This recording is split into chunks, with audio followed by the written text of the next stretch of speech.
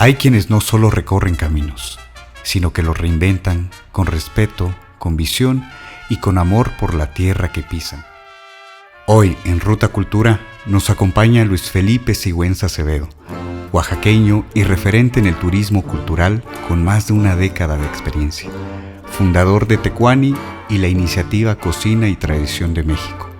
Su trabajo ha transformado la forma en que entendemos el turismo, desde un enfoque humano, sostenible y profundamente respetuoso con las raíces. Impulsor del concepto de comarca turística biocultural, ha llevado desarrollo, identidad y bienestar a comunidades rurales e indígenas en todo el país, creando metodologías que hoy marcan la diferencia en la promoción del patrimonio gastronómico y cultural de México. Hoy, Luis Felipe nos comparte su ruta, sus ideas y su pasión por un México que se descubre no desde afuera, sino desde adentro. Hoy en Ruta Cultura, Luis Felipe Sigüenza Acevedo. Pues bueno, estamos en el capítulo 2 de este podcast llamado Ruta Cultura.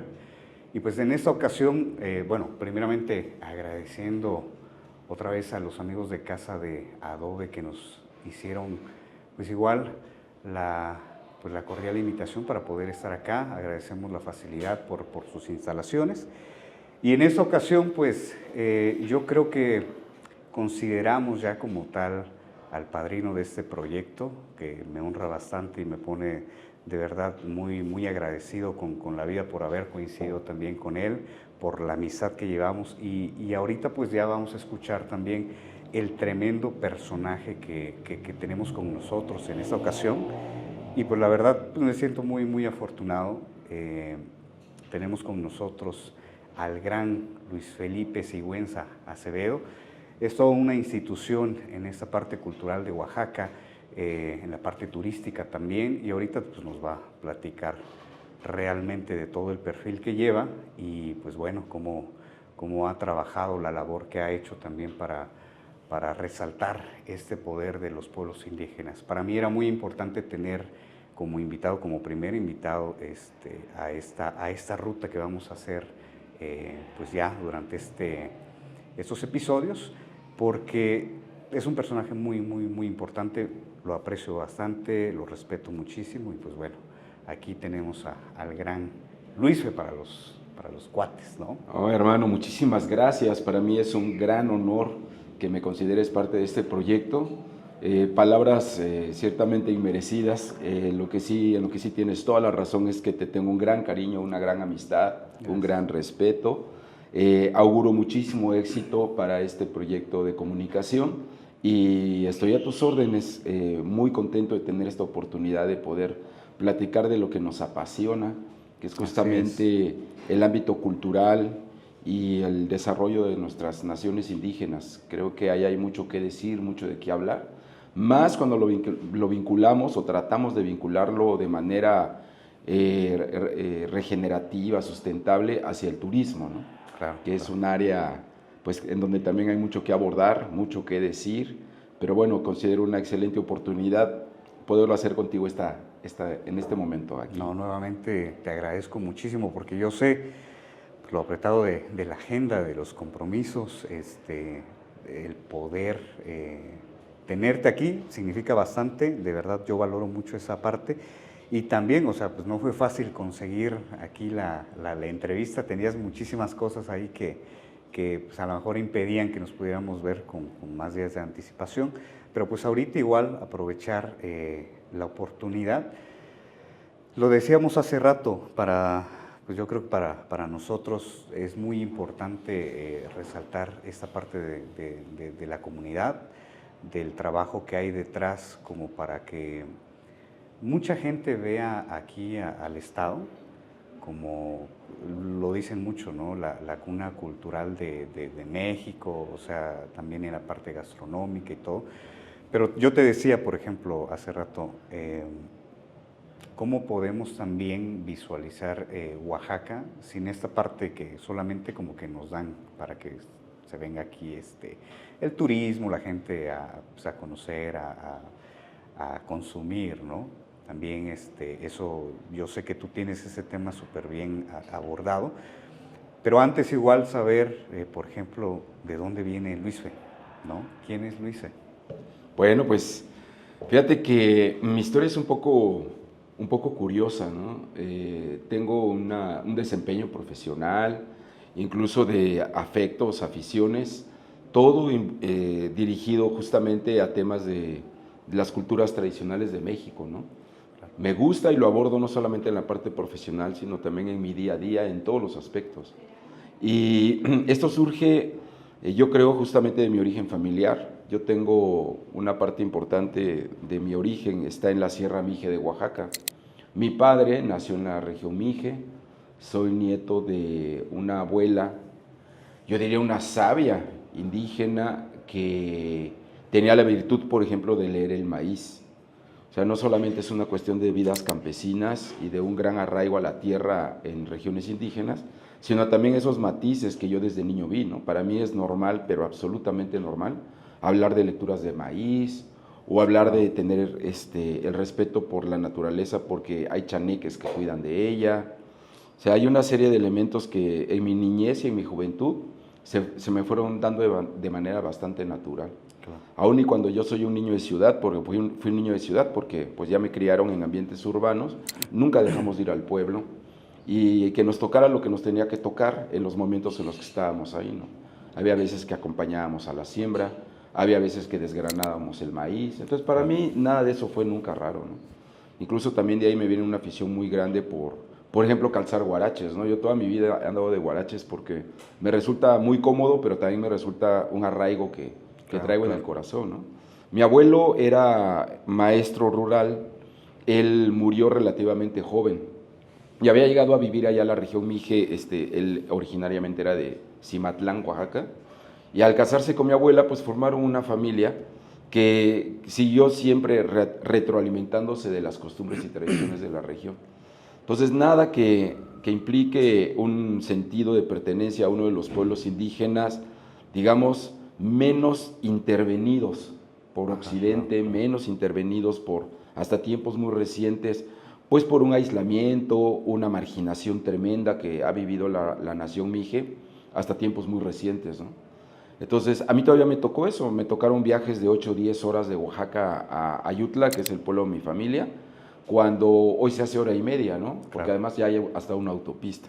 Y fíjate, Giovanni, por el otro lado, mi familia también es una mezcla un poco curiosa, porque de parte de mi madre yo tengo un origen en una familia que se apellida Sandoval, mi abuelo Jorge Octavio se apellidaba Acevedo Sandoval, que son oaxaqueños del valle de muchísimos años de arraigo en esta tierra, ¿no?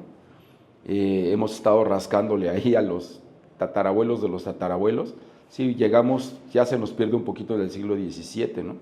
Pero sabemos que han estado aquí desde tiempos bastante lejanos, los Sandoval. Y otra parte de mi familia materna, fíjate que casualmente viene de Puebla y de Tlaxcala. Okay. Y entonces mi mamá de niña, como tenía parientes en Puebla y Tlaxcala, vivió ese mundo tlaxcalteca y poblano, entre otras cosas, sus buenos litros de pulque, porque claro, mi familia materna es muy pulquera, ¿no? Y es curioso cómo se van mezclando las cosas, ¿no?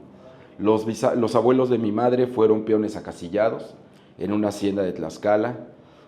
Y su siguiente generación fueron obreros que se encargaron, entre otras cosas, de construir las vías con las que Porfirio Díaz mandó vincular Puebla con Oaxaca, ¿no? Esa fue la razón por la que mis tatarabuelos llegaron a Oaxaca, porque venían construyendo la vía del tren. Y cuando llegaron a Oaxaca, finalmente se arraigaron aquí, ya no regresaron a Puebla. Y fue así como se fusionaron las dos familias. Okay, claro, sí. Entonces, pues yo digo, le debo mi vida, mi existencia al ferrocarril del sur, ¿no? Porque gracias a eso se conocieron mis ancestros. Pero el resumen de todo eso, Giovanni, es que en mi cabeza, en mi vida, en mi juventud, en mi niñez, estos vínculos que he tenido con estos pueblos indígenas, nahuas en el caso de mi mamá, mijes en el caso de mi papá, arraigado a una ciudad como Oaxaca. Mi padre siempre fue un preservador, vamos a ocupar esa palabra, de las culturas originarias de los pueblos mijes. Él en 1967 por encargo del gobernador de aquel entonces de Oaxaca, conformó la primera delegación Mije que vino a la Guelaguetza. Y del 1967 hasta su muerte, él llevó esta delegación. Me la heredó en el 2009, que fue cuando murió, después de yo más de 30 años de bailar en la Guelaguetza, y la seguimos empujando hasta el año 2015, cuando por razones políticas pues ya se dejó de venir. Sin embargo, fíjate que mi abuela, mi mamá china, como le decimos de cariño, tenía ahí en su casa del pueblo, lo tenemos nosotros hasta ahora, un reconocimiento que le dio el gobierno del estado, porque ella fue pionera de la Guelaguetza. Ella vino al encuentro racial de 1932. ¿Fue el primero? Que fue el primer encuentro. Sí, sí, claro. Y en esa ocasión, ahí en el pueblo, quien organizó la delegación Mije es un personaje de mucho arraigo allá, que se llama Daniel Martínez. Don Daniel fue el que en aquel entonces acudió al llamado de la celebración de los 400 años de la ciudad de Oaxaca, y mi abuela, muy jovencita, venía en esa delegación. Okay. Unos 2, 3 años después fue que conoció a mi abuelo, se casó y fundó una familia. Entonces, sí, te cuento todo esto porque creo que ahí se puede entender mucho del por qué hablo como hablo, ¿no? Claro. Y por qué defino tanto mi desempeño profesional hacia esto, ¿no? Yo la verdad disfruto mucho mi trabajo. Siempre me he dado por leer e investigar lo más que puedo de lo que voy a hablar, pero la verdad es que hay mucho de lirismo en todo esto, ¿no? Claro, más que una posición científica o una posición profesional. Yo creo que lo que más me mueve en todas las acciones que emprendo, pues es un asunto que tiene más que ver con el corazón, claro, tiene más que ver con el espíritu. Y eso me gusta mucho, ¿no? Creo que estoy haciendo exactamente lo que me gusta, ¿no? Y lo disfruto mucho. Claro, no. Pues de ahí viene Luis Felipe. No, sí, yo creo, se nota porque sí, precisamente cuando platicábamos o cuando lo comentaba también con las personas, ¿no? A quién tenía que tener en esos capítulos y todo, de verdad sí como que había la coincidencia de decir, pues Luis, o sea, la gente que te conoce, que te ubica, sabe de toda esa trayectoria. Y también de tu propósito también, ¿no? Con esto, qué tan comprometido tú estás con todo esto, pues, ¿no? ¿En qué momento empieza? Bueno, yo pensaba que tú habías crecido, por ejemplo, en la comunidad de Ayutla, y a lo mejor como el caso de muchos, que se vienen los papás acá y ya comienzan sus vidas, ¿no? Pero en tu caso, dices, creciste acá, ¿y en qué momento fue como que ya existía el acercamiento con tus familias, con tus abuelos, por ejemplo, ¿no? Pero cuando tú decides, ¿sabes qué? Me quiero dedicar a esto que va sí o sí de la mano con la familia, con mis orígenes, pues, ¿no? Fíjate que cuando yo tenía 8 años, estaba estudiando en la Mújica, aquí en Oaxaca, pero tengo un hermano menor que desafortunadamente por una cuestión de una enfermedad muy fuerte que tuvo de niño, la salvación de su vida vino de aplicarle penicilina, pero eso le provocó perder el oído. Le resultó alérgico, pero era un bebé de meses, entonces pues nadie sabía, ¿no? Claro. Eso implicó que con el paso del tiempo mis papás tuvieran que emigrar a la Ciudad de México, porque tenían que darle una educación especial a mi hermano. Para ese entonces mi abuelo Jorge Octavio con mi abuela María Luisa, oaxaqueños, vivían ya en la Ciudad de México, porque ellos fueron parte de vamos a decir, de los oaxaqueños que a lo largo del siglo XX empezaron a migrar a otros destinos del país. Mi abuelo Jorge Octavio era abogado y él se fue a respaldar pues ciertos proyectos de oaxaqueños ilustres que había por allá, y finalmente nosotros también tuvimos que emigrar. Entonces cuando yo me fui a México en mi adolescencia, me encontré con un mundo de oaxaqueños radicados en la Ciudad de México, porque mi familia siempre ha sido como muy tradicionalista, ¿no? Había un grupo que al que pertenecía mi abuela, al que le llamaban las señoras de Oaxaca. Eran una AC y tenían su nombre, digamos, oficial, pero yo las conocía como las señoras de Oaxaca.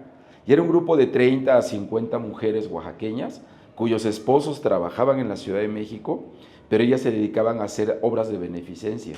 Entonces organizaban cenas, que eran cenas oaxaqueñas, con temas oaxaqueños, y ahí recaudaban dinero que le mandaban a los niños a los orfanatos de acá de Oaxaca, ¿no? Entonces, para mí, aún estando en la Ciudad de México, este mencionar constante de Oaxaca, este comer constante de Oaxaca, y no había vacaciones en que no saliéramos corriendo a visitar a la abuela al pueblo, ¿no? Entonces, fui creciendo, pero nunca hubo ese desarraigo. Yo estudié para maestro en la Nacional de Maestros, en la Benemérita Escuela Nacional de Maestros, siguiendo el ejemplo de mi papá y de mi abuelo, que como te decía, fueron maestros también. Sí. Y el ser maestro de esa universidad, también profesor de educación primaria, pues forjado en una cultura nacionalista, ¿no? Sí, claro. Con fuertes ecos, digamos, hasta del socialismo cardenista, ¿no? Ya, digo, pareciera prueba superada, pero no era así, ¿no? Hasta la fecha las normales rurales de México siguen siendo bastiones de esta idea nacionalista y ciertamente de ideas sociales, ¿no? Entonces, una vez como profesor de educación primaria, al ejercer este apostolado educativo, eso me dio todavía más elementos, ¿no? Como para decir, por aquí voy a caminar. A mí siempre me gustó la grilla, la verdad. A mí me gusta mucho la polaca, pero nunca me gustó la del partido oficial, ¿no? Okay, Digo, yo tenía serias rebeliones contra la manera en que veía. Pues además me tocó una época, yo soy generación X, ¿no? Sí, claro. Me tocó gente que no me gustaría ya ni mencionar. Entonces, mi salida fue estudiar relaciones internacionales. Ajá. Y entonces me enfoqué más hacia la política exterior, la cual la política exterior de México siempre me ha parecido fascinante. Claro. Pero yo había tenido también ya acercamientos con la Secretaría de Turismo de Oaxaca desde adolescente. Yo entré a una cosa que se llamaba el Centro de la Amistad Internacional. Yo tenía como 15, 16 años. Y a lo que me dedicaba era a recibir gente, sobre todo extranjeros que venían a Oaxaca. Yo me venía en temporadas a esto, ¿no? Y ahí fue mi primer contacto con el mundo del turismo, al darme cuenta que había mucho que decir de Oaxaca. Estaba en una oficina de información turística, ¿no? Claro. Y de ahí me salí a la calle, ¿no? A llevar a la gente, a orientarlas a dónde podía ir, y al final me quedé en la calle explicando nuestros patrimonios, ¿no? Pero empecé muy jovencito en eso, yo tenía 15, 16 años.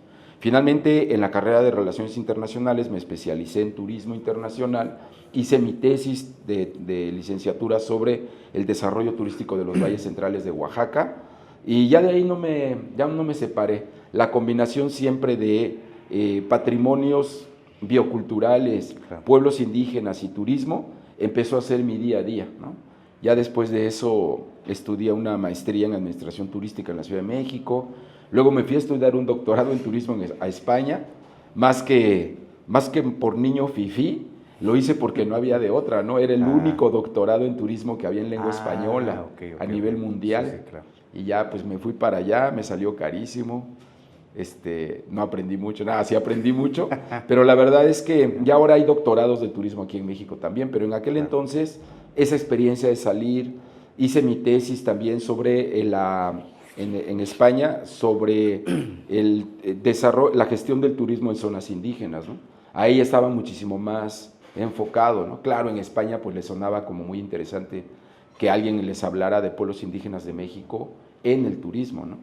Y desde entonces ha sido una lucha muy fuerte para tratar de crear metodologías, de crear herramientas, técnicas que permitan realmente entrar al tema de gestión del turismo en comunidades indígenas, porque el modelo que tenemos es ciertamente, el modelo imperante ha sido un modelo depredador, ¿no? Mercantilista, excluyente. Esa es la verdad del modelo turístico mexicano, que tiene sus chispazos de inclusión, que tiene sus chispazos de responsabilidad social, pero que sigue siendo una gran tarea pendiente, ¿no? Y a eso me he dedicado los últimos 20 años de mi vida. He estado dedicado específicamente a esa tarea. Claro. Y tú, por ejemplo, lo veía también en alguna de las entrevistas que te habían realizado, mencionabas algo sobre la protección también con este tema de la gente que viene, ¿no? O sea, el sector turístico sí viene como a este propósito de observar, de contemplar lo que es la riqueza cultural de Oaxaca, pero también cómo se ve desde el otro lado, por ejemplo, las personas que están radicando en sus comunidades, ¿cómo ven esto? Sí hay una cierta remuneración, ¿no? Hay esta parte de lo económico, pero también hasta qué punto igual, o sea, es como cuidar y preservar también lo que es de nosotros. Pues, ¿no? Sí, fíjate que ese es uno, estás tocando el tema álgido de todo esto, ¿no? Para empezar hay que reconocer que la mayor parte de los atractivos turísticos se han fundamentado en los patrimonios naturales y culturales de los pueblos, ¿no?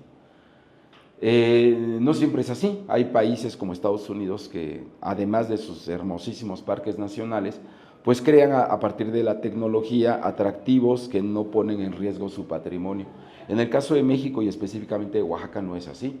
Nuestro principal atractivo sigue siendo biocultural, claro, esencialmente. Entonces, el problema es que muchas veces el turismo asume que puede utilizar esos patrimonios sin ningún tipo de responsabilidad. Entonces pasas de tener un bien natural o cultural a convertirlo en patrimonio turístico sin ni siquiera ver de qué manera puedes definir a partir de ese bien un recurso. O sea, a lo que voy es a que para que un bien cultural como por ejemplo, no sé, una montaña, ¿no?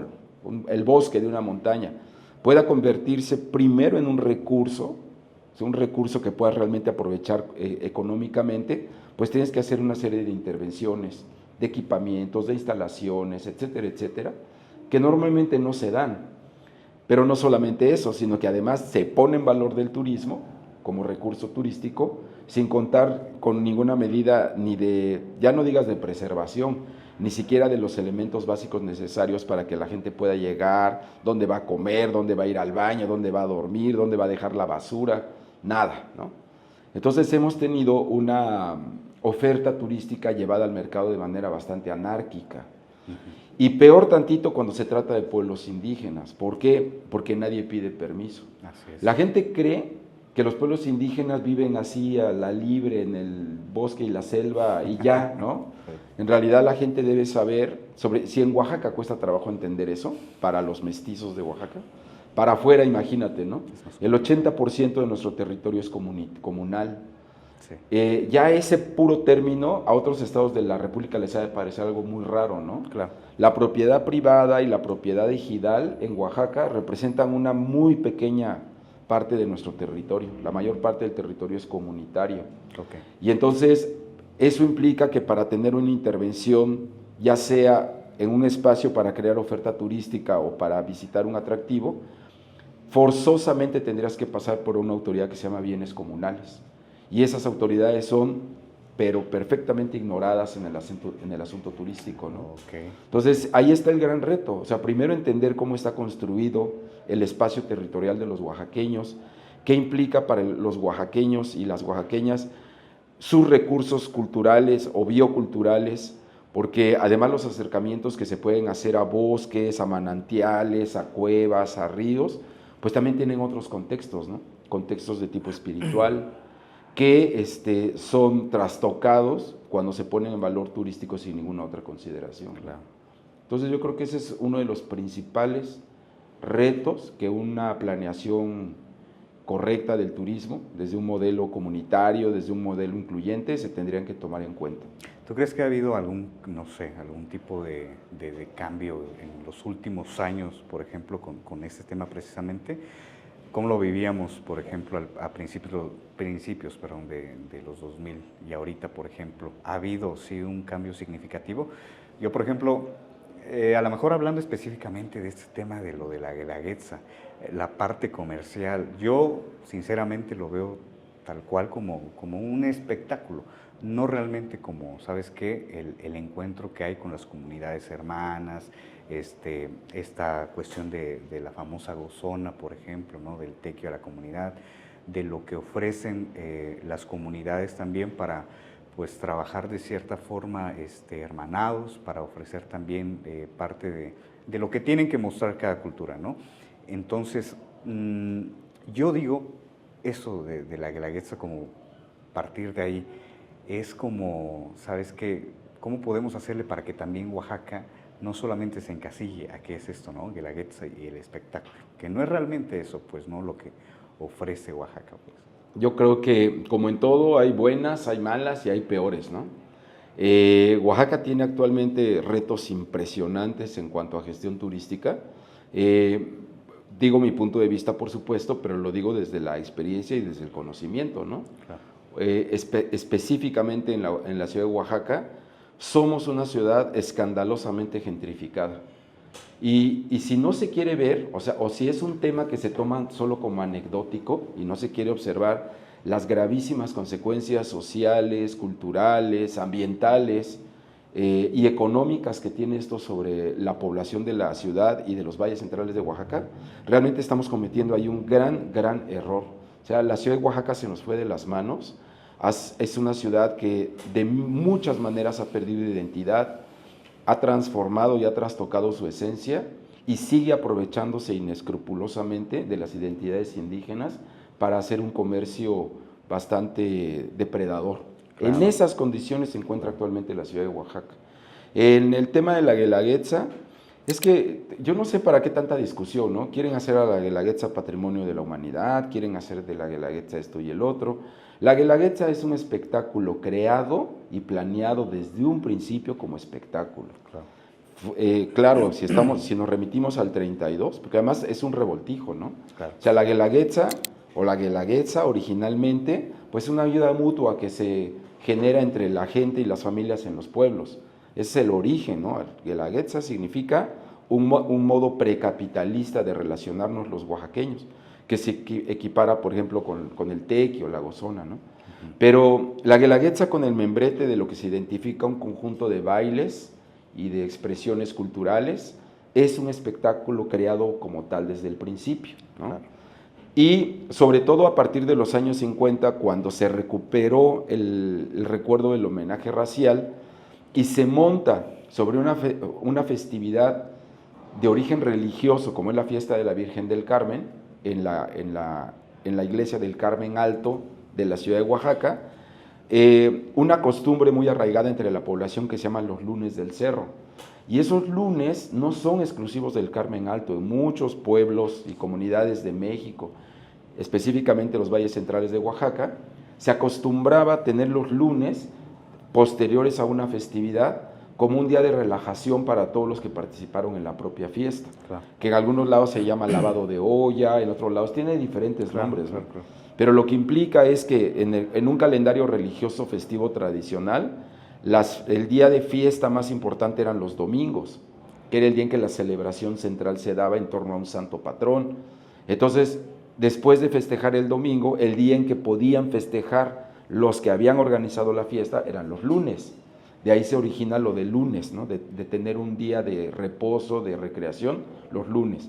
Entonces los lunes del cerro se derivan de eso. Entonces, ¿qué fue lo que pasó? Que ese espectáculo de la Guelaguetza lo montan en el lunes del cerro como parte de lo que se celebra en el lunes del cerro, pero esta Guelaguetza nueva o moderna o posmoderna acabó comiéndose el lunes del cerro. Ya nadie habla del lunes del cerro, ¿no? Antes todavía se le decía la Guelaguetza de los lunes del cerro. Ahora ya ni eso, ¿no? Claro. O si se menciona como cualquier cosa. Todavía yo en mi juventud pues alcancé a ver los palos encebados, las verbeneras, los puestos de comida, claro. Todo de una manera muy popular y de mucho arraigo social. Ahora no, ahora la Guelaguetza es un espectáculo cerrado para ciertos privilegiados que logran alcanzar boleto. Se mantiene esto de la gratuidad de los segundos y terceros palcos, pues como una manera de contener la protesta social, ¿no? Pero la Guelaguetza ha perdido muchísimo de su esencia. Si a eso, Giovanni, le agregamos el hecho de que los bailables que se presentan en la Guelaguetza son adaptaciones plásticas, coreográficas, para el gusto de un público masivo que no te aguanta lo que durarían esos bailes en su versión original, pues entonces todavía más, ¿no? Acaba uno pensando que una danza de la pluma puede durar 15 minutos, ¿no? O sea, son ajustes que se entienden en el contexto de un espectáculo plástico, pero que para afuera da el indicador de esta supuesta autenticidad de que así son las cosas, ¿no? Claro. Entonces, mi último comentario al respecto, hermanito, sería decir, los pueblos indígenas acaban copiando las versiones de la Guelaguetza oficial para tener en algún momento de sus vidas la oportunidad de venir a bailar a la ciudad de Oaxaca, a ese lugar, con permiso del gobierno. O sea, ¿por qué tendrían los pueblos indígenas que estar pidiendo permiso para venir a la fiesta que identifica a sus pueblos? Claro. Entonces, creo que se puede hacer, pues reconocer las cosas como son, ¿no? Así. La Guelaguetza no es la representación viva y directa y auténtica de los pueblos oaxaqueños, ¿no? Muchísimos menos de los pueblos indígenas. Así es. Es un espectáculo muy bonito, muy emotivo, sí. Es un espectáculo muy completo que vale la pena ver alguna vez en tu vida, sí, porque son la gente del pueblo la que está bailando ahí. Esa emoción que se siente viene de que quien está parado ahí, con excepciones ahora, es un auténtico representante del pueblo, ¿no? Claro. Pero sí, ahora hasta grupos folclóricos se cuelan y hacen Sí, ahí caray. su show, ¿no? Sí. Esa es la realidad, ¿no? Así veo yo que están las cosas. Y creo que pues esa misma opinión tienen varias personas, ¿no? Nosotros lo vemos.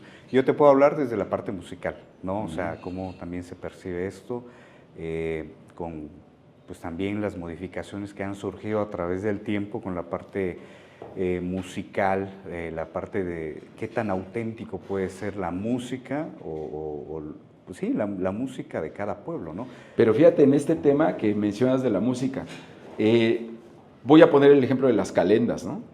Las calendas pues son, vamos a decir, una calenda es un jolgorio que se hace previo a una fiesta patronal de un pueblo, de un barrio. Se estila sobre todo en los valles centrales de Oaxaca y en algunas partes de la Sierra Norte y en otras partes. Sin embargo, yo siempre he visto ese tema de la música en las calendas, sobre todo aquí en la ciudad de Oaxaca, porque de un tiempo para acá, la música que más se prefiere para esos jolgorios populares es la música norteña, o sea, el pasito duranguense o la banda sinaloense, interpretada por nuestras bandas de música oaxaqueñas, ¿no? Claro. Y yo no digo que hay que ser más purista que el Papa, ¿no? No se trata de condenar que el músico toque lo que se le pegue la gana, pero sí es notable cómo los sones oaxaqueños, las marchas oaxaqueñas, Claro. la música tradicional que acompañaba estas expresiones populares, se ha perdido, pero casi al 100%, Sí, ¿no? claro. Y inclusive yo le decía a la autoridad de Oaxaca de Juárez, al presidente municipal, que han querido como controlar un poco esta excesiva presentación de calendas en las calles de Oaxaca. Decía, ¿por qué no al momento de filtrar tienen ustedes, por ejemplo, un catálogo de grupos musicales que representen auténticamente la música oaxaqueña, ¿no? O sea, que se dignifique la presencia de los músicos en las calendas, que ahora pues es una cosa así como de llamar la atención, ¿no? Digo, yo como músico que eres, te lo cuento, Sí. porque no sé cuál sea tu opinión al respecto, Sí, o si claro. lo has notado, ¿no? Que ese es un fenómeno muy cotidiano. Sí, no, ahora. y es que como tú dices, no se trata tampoco híjoles, es que me ofende hasta más no poder, porque también, o sea, se respeta también esta parte de que, bueno, la cultura también mencionan, ¿no? Tiene que evolucionar de cierta forma, las influencias que tenemos nosotros en cuanto a la parte musical, pero sí cuando se quiere o se pretende tener como, pues no sé, lo tradicional de aquí, la música tradicional, se tendría que trabajar esa parte, como tú dices, a lo mejor para cierto tipo de eventos religiosos, por ejemplo, cuando son, corrígeme si estoy mal, pero por ejemplo, cuando hacen no sé cómo sea el nombre correcto, pero la calenda grandísima cuando es la festividad de la Virgen de la Soledad, por ejemplo, y luego meten así música de otras ondas, pues, ¿no? Y que, o sea, de cualquier otra onda menos de lo de acá, ¿no? Entonces es ahí donde, pues sí, ya se pierde muchísimo esta parte, ¿no? Ya no se hace con la misma intención que se hacía al principio, con el respeto, con esta parte de también ir en coordinación con la parte religiosa, o sea, cuidando esa parte, pues. Pero además, fíjate, porque las evoluciones, yo siempre he abogado porque si la sociedad lo quiere, lo hace y así le gusta, en el aspecto de la comunidad, que son los que van forjando su día a día desde el punto de vista de lo que quieren hacer o dejar de hacer. Claro. A mí, por ejemplo, alguna vez me llamó mucho la atención, hace tal vez unos 4 o 5 años, que la delegación de Juchitán, que fue a la Guelaguetza, bailó una cumbia. Y uy, bueno, ¿no? Casi los queman en leña verde, ¿no? Y a mí me pareció como muy bueno, porque esa es la realidad. O sea, tú vas a una vela en Juchitán y lo que bailas es eso que bailaron ahí. Sí, o sea, claro. Digo, es como que siempre hay que ir mediando, ¿no? Sí. Hay un grupo que tú conoces muy bien que se llama Supergrupo Juárez, Claro. que se aventó su cumbia regional, que no es otra cosa que la adaptación de los sones y jarabes mijes a De cumbia. Betasa también, ¿no? Ah, las de De Betasa Betasa también. también, ajá. A mí me encanta el Supergrupo Juárez Sí. y me encantan sus versiones, ¿no? Claro. Y yo digo, ¿cómo? Porque además, bueno, son grupos musicales que hacen estas adaptaciones, tienen toda una guelaguetza en cumbia, ¿no?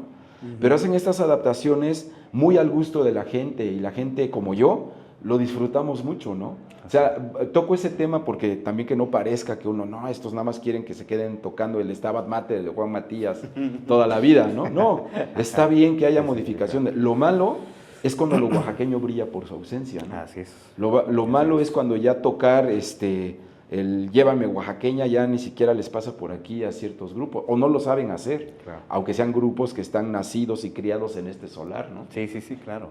No, y mira, hasta nosotros en la parte, así como músicos, hemos caído a eso de, nos hablan para tocar, vamos a una calenda en el centro y es con una banda tamborazo, es una banda tipo sinaloense, es una banda de acá, pero están tocando piezas de otros lados, ¿no? Entonces, lo hacemos, tampoco es como que satanizar esa parte, pues, ¿no? Como decir, ¿sabes qué? Es que, híjoles, le estás faltando al respeto. Se tiene que hacer, pues, ¿no? Porque también es un trabajo, ¿no? A final de cuentas, pero sí, como tú dices, saber equilibrar esa parte, pues, ¿no? También no todo es eso, tampoco no todo va a ser igual como que la música tradicional de acá, o sea, ya los tiempos ya cambiaron, pues, ¿no? Sin embargo, fíjate que también hay que tomar en cuenta algo, y eso en el turismo lo ves constantemente. Cuando la gente, los viajeros vienen a Oaxaca y se encuentran con que esas expresiones nativas ya no están presentes, pues ellos no lo echan de menos porque no lo sabían, no lo saben, Claro, no claro, pueden claro. identificar entre una cosa y Así la es. otra. Y lo que suele pasar con el paso del tiempo es que es preferible esas manifestaciones externas porque ya nadie pide las locales, ¿no?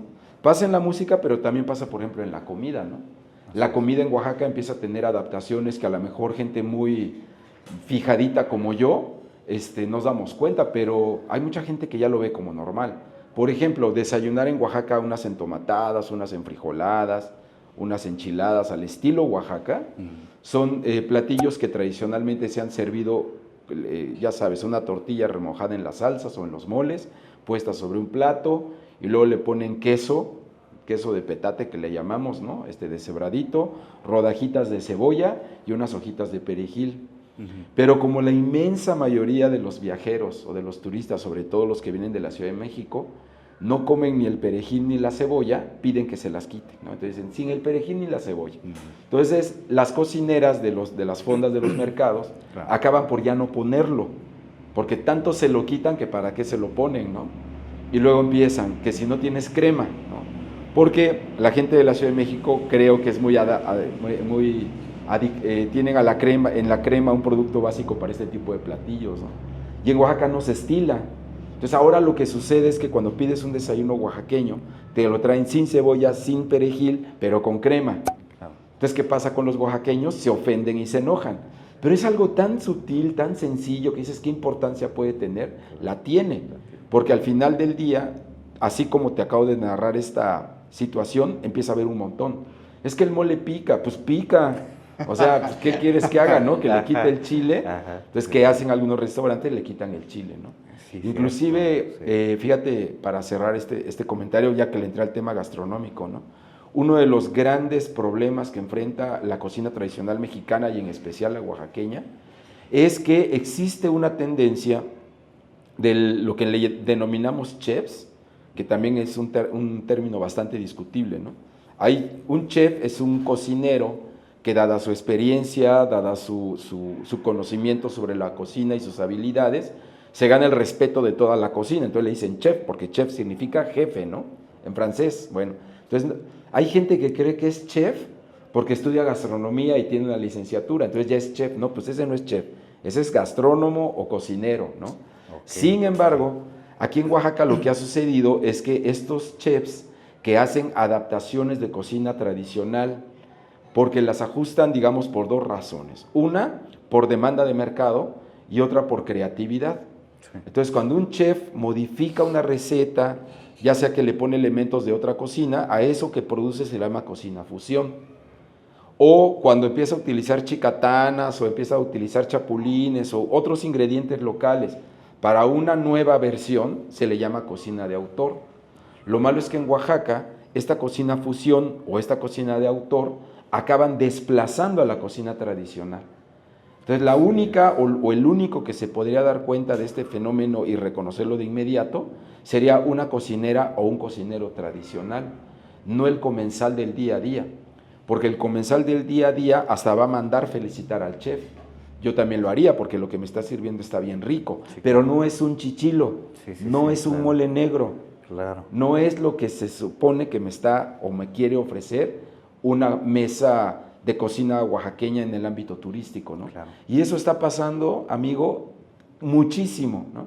El chef o el supuesto chef, porque hay los dos, hay chefs muy reconocidos en Oaxaca y hay supuestos chefs, se llevan las palmas en algo que se denomina cocina tradicional y que no lo es para nada, ¿no?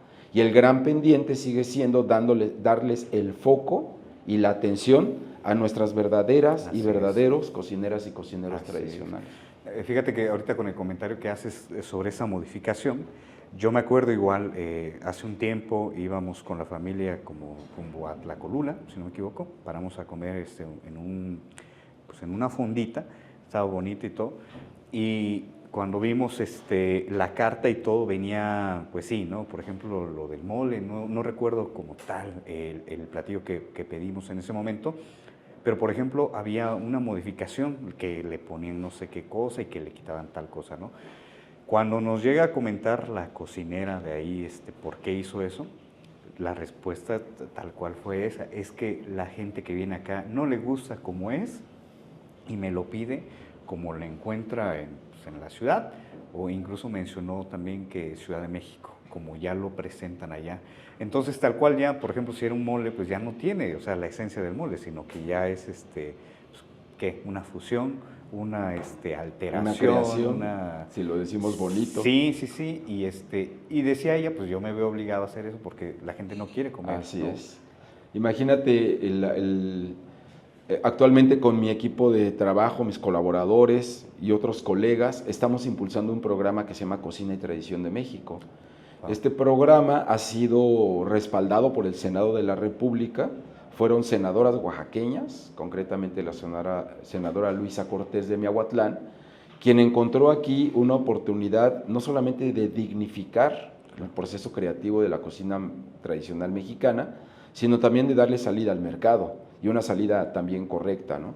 Y una de las cosas que hemos hecho, hermano, es tratar de hacer un vínculo entre productores, o sea, sembradoras y sembradores, y todo lo que conlleva a que esos productos campesinos puedan llegar a la cocina, los y las cocineras puedan transformarlo en experiencias gastronómicas genuinas, ¿no? Y entonces, aquí el gran reto que tenemos es que las oficinas de turismo encargadas de promocionar el turismo gastronómico vean que la cadena de valor de la experiencia turística no empieza en una cocina de un restaurante, sino empieza en el campo. Claro. Como bien dice nuestro publicista y mercadólogo Eduardo Lara, la tradición empieza en el campo, ¿no? Entonces, si queremos hablar de una auténtica cocina tradicional, tenemos que empezar en el campo donde están las y los campesinos trabajando. Entonces, no solamente se trata de mantener o tratar de defender y preservar la autenticidad de las recetas, sino también de los ingredientes.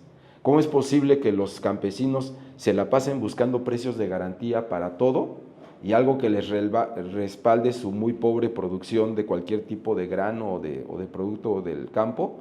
Porque sus productos genuinos no salen al mercado, ¿no? Y aquí lo que nos hemos encontrado es eso, ¿no? En Oaxaca hay más de 30 variedades de maíces nativos, pero en la sabiduría popular, cada maíz tiene su destino. No se usan los mismos maíces para hacer pozole, ni los mismos maíces para hacer tamales o atoles.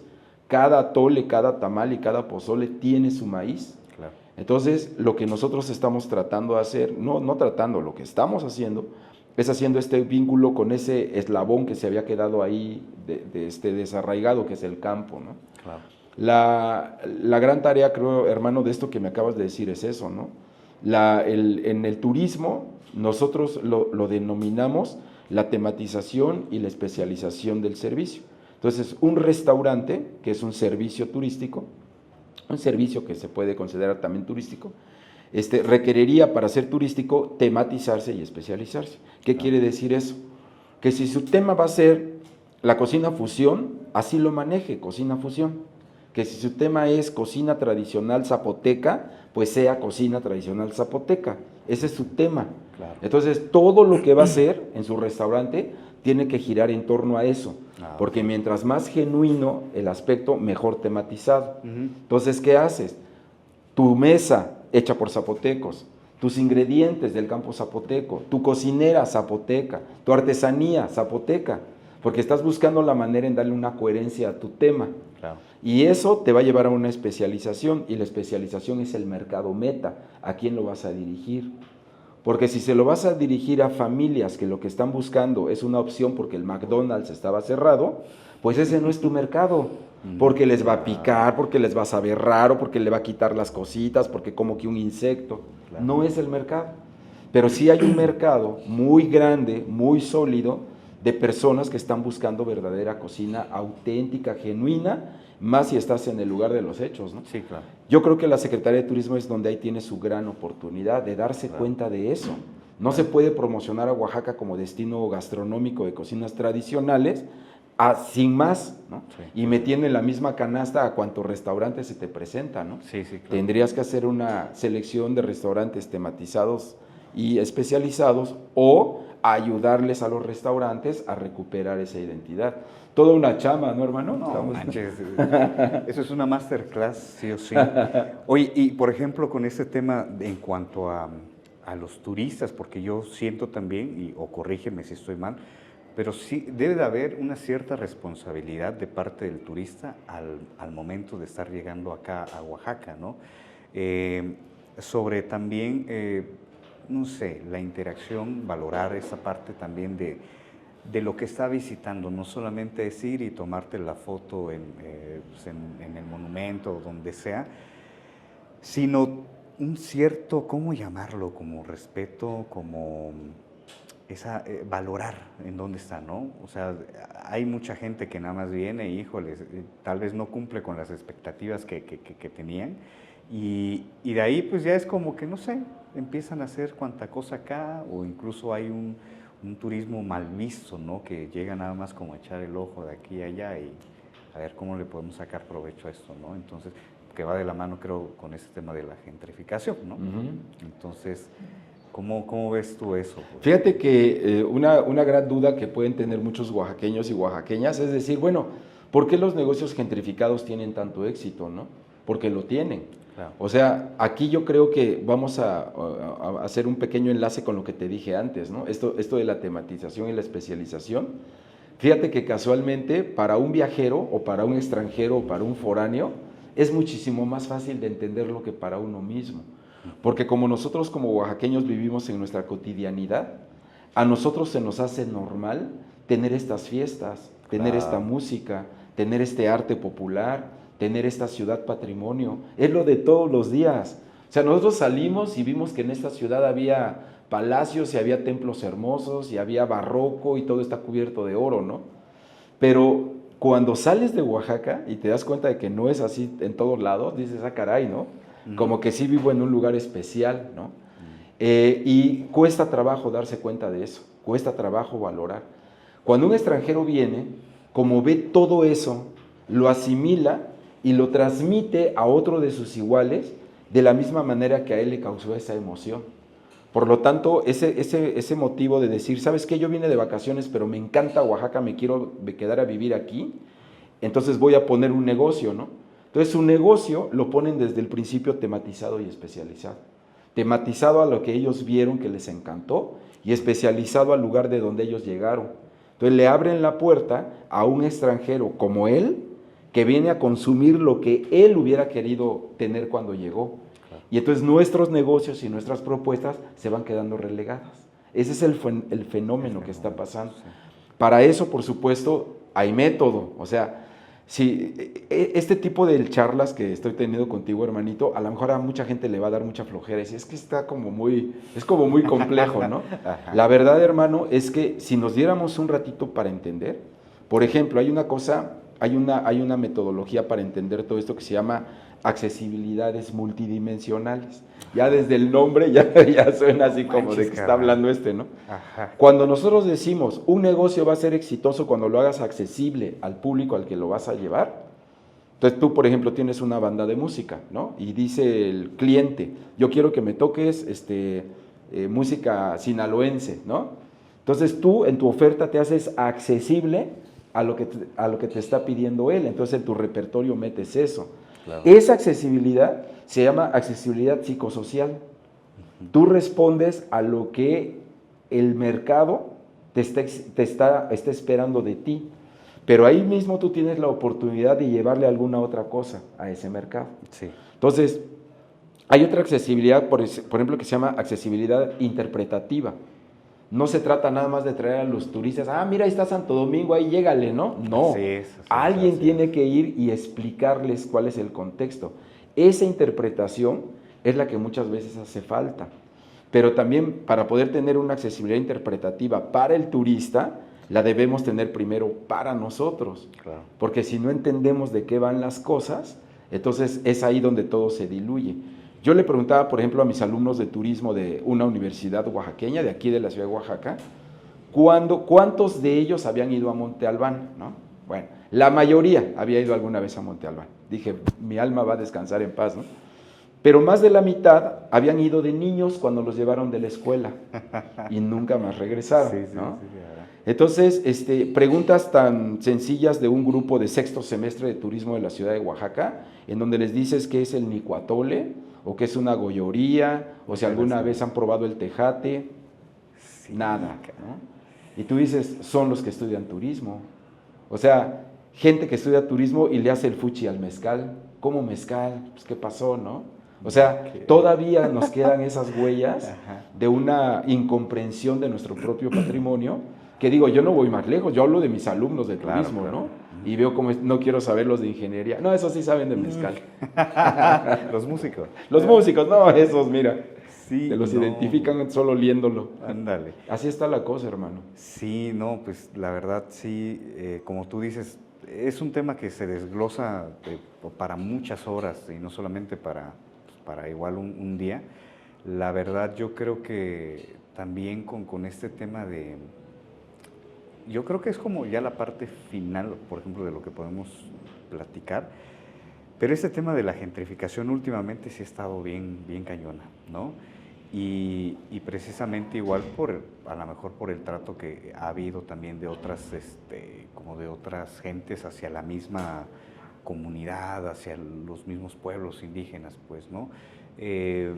¿Qué tanto podemos hacer nosotros igual como para controlar esa parte? No hablando como esa onda de la seguridad que hay en Oaxaca o que los medios que se encargan de eso, sino uno también siendo de acá, ¿cómo tú cuidas, cómo tú proteges esa parte? Pues, ¿no? Fíjate que yo tendría una propuesta que hacer para el tema de la gentrificación y otra propuesta para el tema de los pueblos indígenas, pero los dos se fundamentan en lo mismo, que es el humanismo. O sea, finalmente tenemos que hacer conciencia que somos seres humanos, nuestras necesidades básicas son las mismas, nuestra necesidad de comprendernos, hermanarnos, querernos, tirarnos buena onda, yo creo que siempre va a estar presente, ¿no? A lo largo de la historia de la humanidad esa es la regla, somos seres sociales y lo que estamos buscando es siempre generar ambientes de convivencia, ¿no?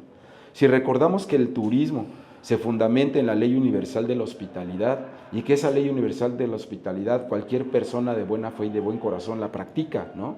Tener seguro para tu prójimo un techo, un plato de comida y un lugar donde poder descansar, algo que poder comer.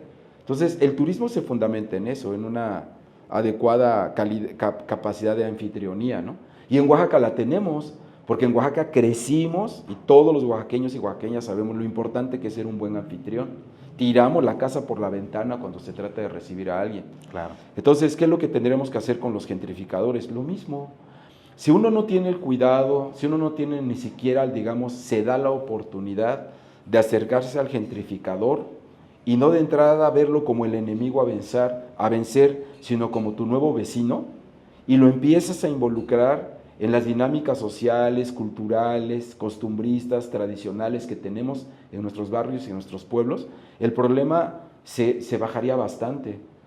Hay gentrificadores que seguramente vendrán con el ánimo de ni voltearte a ver, ¿no? Pero no siempre es así.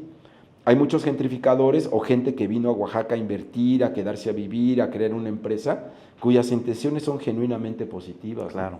Y que estarían más que dispuestos, yo conozco a varios de ellos, de integrarse a nuestra sociedad y hacerlo bien. Claro. No solamente no oponerte a que haya fiestas con cohetes porque se inquietan las mascotas, ¿no?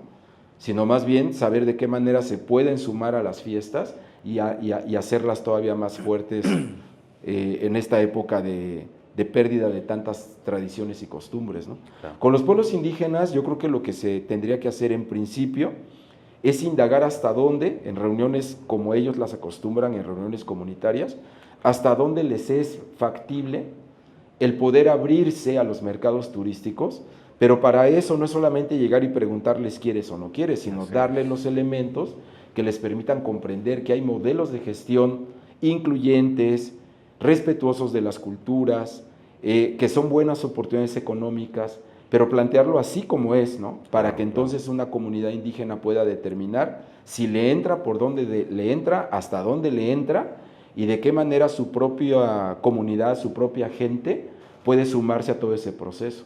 Sería muy fácil llegar y decirle a un pueblo indígena, ¿sabes qué? Réntame tus bosques, ¿no?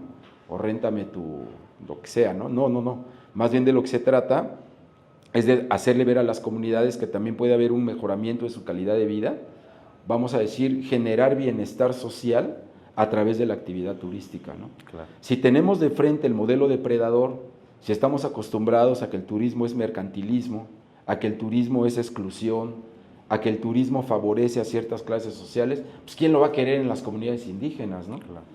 Y aún y con eso entran, aunque sea tirabuzón, ¿no? No, vamos a reconocer que hay modelos alternativos. Hay modelos que permiten una gestión responsable del turismo en comunidades indígenas, en donde los indígenas deben ser los protagonistas de su propia oferta, ¿no? Claro. Y en ese sentido creo que habría mucho por donde entrarle al tema. Sí. Ahora, en esos momentos, ¿tú en qué proyectos andas? Pues bueno, yo te mencionaba de Cocina y Tradición. La verdad es que para mí es bien bonito compartirte qué es lo que estamos haciendo, ¿no? Claro. Cocina y Tradición de México es una iniciativa que busca empoderar comercialmente a micro y pequeños emprendimientos, sobre todo del área rural, campesina e indígena. Lo que hacemos es que creamos redes de economía regenerativa, que el nombre también está medio rimbombante, pero que no es otra cosa más que colectivos en donde nos reunimos, diferentes tipos de emprendimientos, y empezamos a hacer un acompañamiento técnico, una transferencia de tecnologías y una capacitación basada en el aprendizaje mutuo, en los diálogos horizontales, ¿no? En donde todas y todos tenemos algo que enseñarle al prójimo, ¿no? Y dentro de esa comunidad vamos entonces acelerando el proceso de formalización de estas pequeñas unidades comerciales. Cuando las unidades comerciales ya están listas para vender en los mercados globales, lo que hacemos es que las ponemos en valor de mercado a través de nuestras propias plataformas, de nuestras propias redes, canales digitales, comercio web, para lo cual, como te digo, ¿no? Lleva un proceso de enseñanza, de poner en sus manos estos elementos digitales que permiten que la gente trabaje, ¿no? Es muy triste seguir viendo cómo muchas instituciones públicas piensan, no sé, o cómo lo ven, ¿no? Que los pueblos campesinos o los pueblos indígenas están imposibilitados de tener una página web, ¿no? O un canal digital de venta, o ya ni digas eso, una cuenta en el banco para transferencias, ¿no? Claro. Y entonces estos grupos colectivos vamos caminando todos de la mano, ¿no? La dinámica de comercio empieza entre ellos mismos. Como te decía, ¿no? En una misma mesa, en una misma red, tenemos una cocinera tradicional que no encuentra chile chilhuacle y tenemos a un campesino que lo siembra, ¿no? Entonces se hace el vínculo inmediato y se genera una economía desde un primer momento. Actualmente tenemos ya 7 redes de economía regenerativa, cada una con su propio nombre comercial. Aquí en Oaxaca tenemos 3. Una se llama Totopo Güero, está en el Istmo de Tehuantepec. La de aquí de Valle se llama Maíces y Magueyes. La de la Mixteca se llama Con Sabor Mixteco. Okay. Pero tenemos otras 4, tenemos una en Guerrero que se llama Con Sabor a Guerrero, una en Puebla que se llama Fogones Poblanos, una en Tlaxcala que se llama Manjares Tlaxcaltecas y otra en el estado de Hidalgo que se llama Hidalgo Sabe. El trabajo lo hemos hecho bajo auspicios del CONACYT hasta el año pasado. Ahora el CONACYT se transformó en una secretaría, la Secretaría de Ciencia, Humanidades, Tecnología e Innovación. Y en esta nueva etapa, nosotros ya pensamos que la verdad es que nuestro trabajo fue de crear la metodología, ¿no? Claro. Dijimos, ojalá no se quede en un cajón. Y no se quedó en un cajón, lo tomó el Senado de la República y dice, creemos que este proyecto que ustedes tienen, de pequeña escala, de acompañamiento in situ, ¿no? De sentarte en el tronco a hablar con la gente, ¿no? Que por lo que te contaba antes, es algo que no solamente no me molesta, sino que me encanta. Hemos tenido ese acercamiento. Afortunadamente a lo largo de la vida, amigos como tú, que tienen estas sensibilidades sociales, culturales, he encontrado otros que me han acompañado en este camino. Actualmente somos un equipo de 18 personas, todas diría yo, su común denominador es su gran corazón, que estamos intentando hacer este trabajo, ¿no? Wow. Vamos a iniciar ya trabajos correspondientes este año en breve. Eso es lo que me ha mantenido bien ocupado. No creas que andaba yo escapándome de la entrevista, sino que estamos construyendo esto. Y me dará mucho gusto cuando gustes, hermano, acercarte a una de las reuniones, o que nos acompañes a campo a ver cómo trabajamos y darte más detalles. Si la gente está interesada en participar en este proyecto, es un proyecto de puertas abiertas. Pueden ustedes buscarnos en Facebook, en Instagram, como Cocina y Tradición de México. También pueden visitarnos en la página web, cocinaetradicionmx.com, que es la página a partir de la cual estamos impulsando estos emprendimientos. ¿Cuánto cuesta? No cuesta nada. Okay. Buscamos que las instituciones nos sigan aportando recursos para llevar adelante estos proyectos. A un emprendimiento no le cuesta ni un solo peso, pero le cuesta mucha voluntad de querer levantarse, de querer aprender. El compromiso, ¿no? El compromiso, sí, claro. Exacto. Y sobre todo que compartan esta disposición a ayudar al que menos tiene, ¿no? A ir por el más debilucho, a sacar a la persona que se encuentra en una situación de mayor vulnerabilidad económica y social, ¿no? ¿Cuál es nuestro objetivo? Que las familias campesinas tengan mejores oportunidades comerciales para generar bienestar social, ¿no? Wow. Y pues por ahí vamos, hermano, en eso estoy. Nada más eso, no, es bastantísimo, de verdad.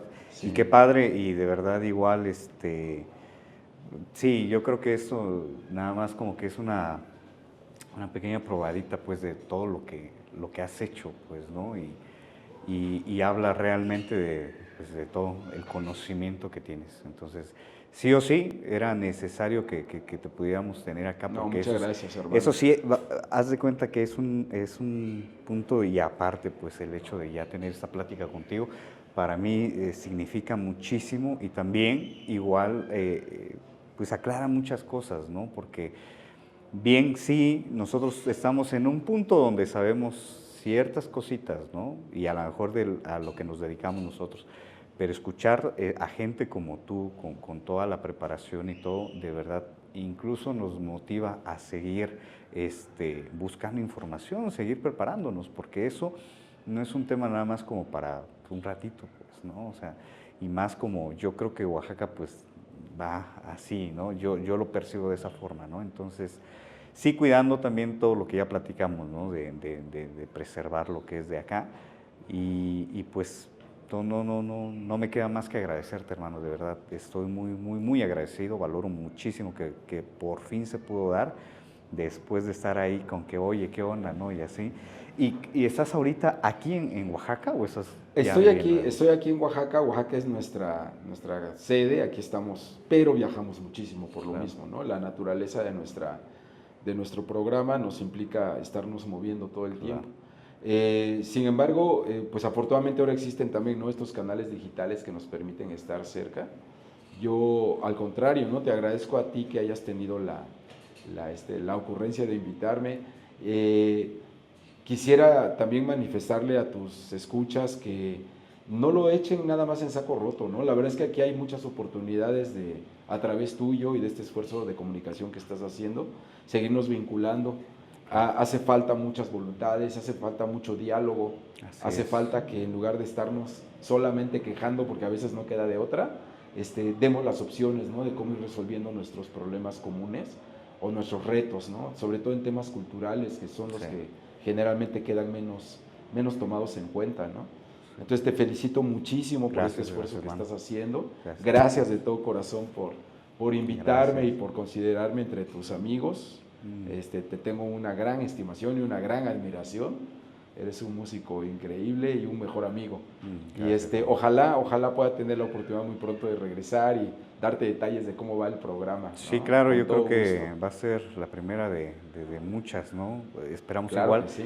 No sé de qué forma también más adelante se puede hacer como ese acercamiento que mencionabas, ¿no?, sobre el proyecto que tienen. Claro, con todo Ya gusto. para, pues, documentarlo, ¿no? Hay También. mucha gente bien padre por acá que podrías entrevistar y yo con mucho gusto te los voy a acercar. Qué chido. No, pues gracias. Pues te agradezco, hermano. Gracias, de verdad, hermanito. es Qué gusto. un honor Gracias, tenerte, hermano. volverte a ver. ¿Cuándo fue la última vez que No, nos pues ya hace vimos? un buen rato que no nos Como veíamos. 3, 4 años tal Por vez, ahí. ¿no? Por ahí. Entre pandemias y Sí, ¿no? acontecimientos familiares, ¿verdad? Sí, pero pues siempre es un gusto Gracias, volver a hermanito. coincidir, hermano. Les Y pues agradezco. les agradecemos también a todos los que estuvieron pendientes aquí de este capítulo. La verdad, sí, pues es muchísima información. No es un podcast, es una masterclass de Gracias, todo esto que involucra a Oaxaca.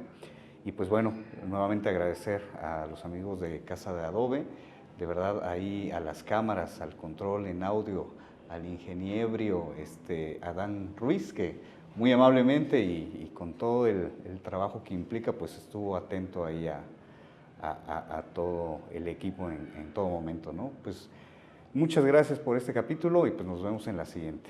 Gracias. Hasta Bye, luego. bye.